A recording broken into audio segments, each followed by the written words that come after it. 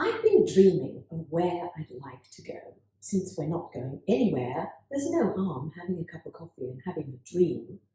So the first one was India. That's highly unlikely. But the other places are three cities where three of our sons live.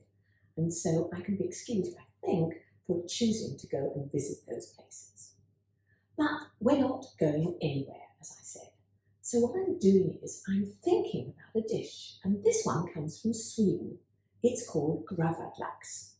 It's often called Gravlax, but Gravlax means buried salmon because the Swedes used to bury a whole fish in the ice, and that was their way of preserving it. We don't need to do that anymore because we've got freezers. You can prepare this whole thing and put it in a freezer, but the most simple instructions are just to buy the fish, cover it with the dill and seasonings, put it in your fridge for 3 days and forget about it. Some recipes suggest that you should turn the fish over several times. I don't do that. The flavour is exactly the same if you don't turn it over. So 3 days after you put it in, now is the time when you're going to serve it. And what you do is you remove the dill, and all you have to do is make what the Swedes call a senap sauce, which is a mustard dressing to go with it. That's it. It makes a fantastic starter, or as part of a buffet on a table with lots of other things. And I think and hope you'll agree that if you can just be patient for those 3 days, which just means planning ahead when you're going to serve it, it's well worth it. So here it comes. Here's what we're making. It's Gravlax. A tail of salmon has been sitting in the fridge for 3 days. It's been covered with dill, salt, pepper and sugar. It will have released some liquid, but don't worry about that. After the 3 days, the dill mixture is going to look very mushy and you just need to remove it. So scoop it off, and then you're going to wipe the top of the salmon to get rid of all those little bits. And I'm doing this with a palette knife at the moment to make it really nice and clean. Give it a final wipe with some paper towel, and then you're ready to start slicing. I have 2 sharp knives, and I've chosen to use the longer one because it's easier with something like this. You want the slices not to be thin like smoked salmon, but they need to be thick, about the size of a fingernail.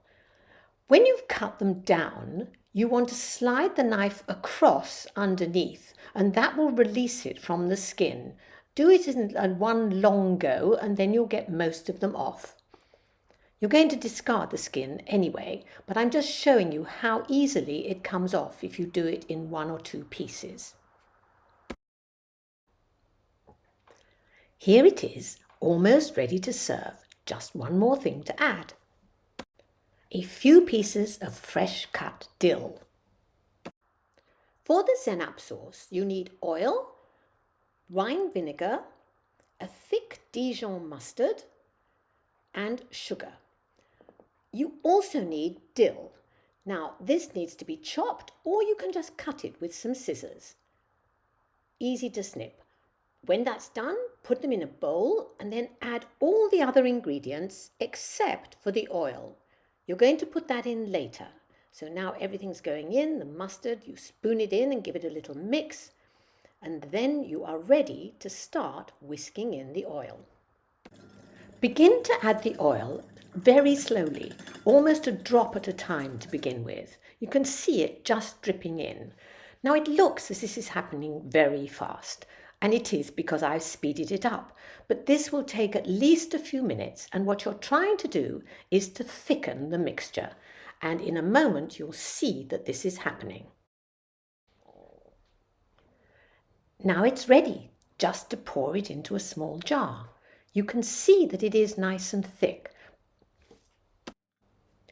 Now here it is, the finished Gravlax with the sauce.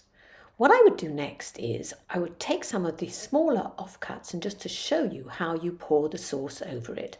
Quite generously, you just spoon it over, and that's how you serve it. I really hope you like this dish and think it's worth giving it a try. The 3-day wait is well worth the 5-minute preparation. In case you think I've forgotten to give you the details, here they are.